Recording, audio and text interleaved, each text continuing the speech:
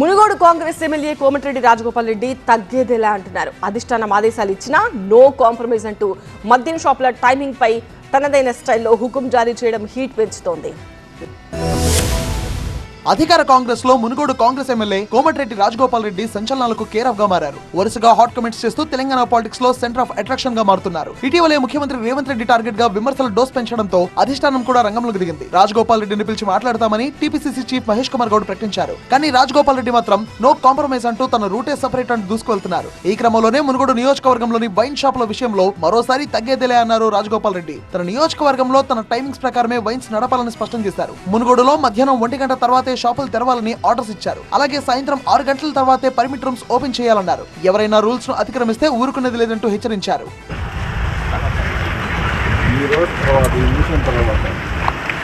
Surrounding ఎవరు రాదు. 1 o'clock 6 o'clock వరకు బండి పర్మిట్ సరౌండింగ్ కొంచెం పోవాలంటే